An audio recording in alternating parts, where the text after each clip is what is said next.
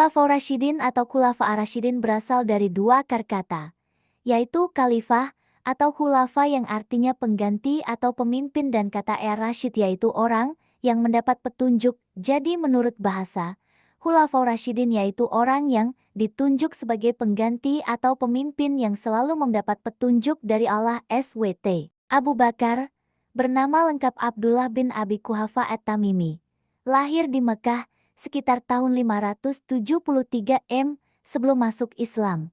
Namanya Abdul Kakbah, lalu diganti oleh Rasulullah menjadi Abdullah. Ia sahabat dekat Rasulullah dan seorang pemikir yang menolak penyembahan berhala. Karena itu, ia langsung menerima ajakan Rasulullah untuk memeluk Islam. Setelah Rasulullah Shallallahu Alaihi Wasallam wafat, Abu Bakar terpilih menjadi khalifah setelah memerintah selama 2 tahun.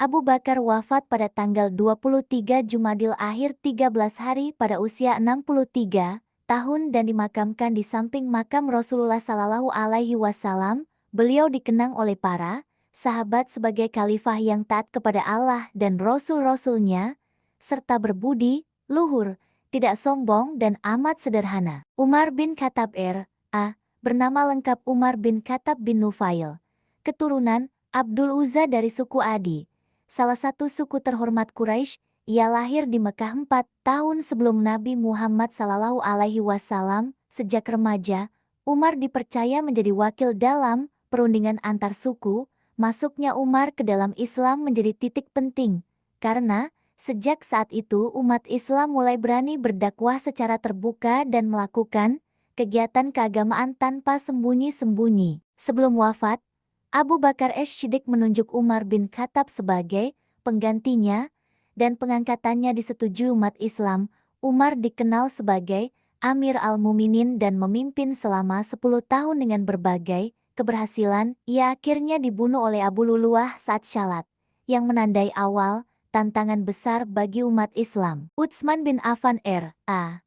berasal dari suku Quraisy dan lahir pada tahun 576 di Taif. Ia masuk Islam melalui ajakan Abu Bakar R.A.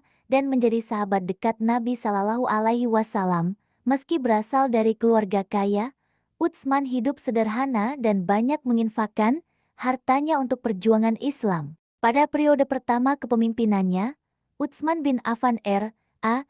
berhasil membawa kemajuan besar bagi Islam, terutama dalam perluasan dakwah yang berjalan lancar dan stabil.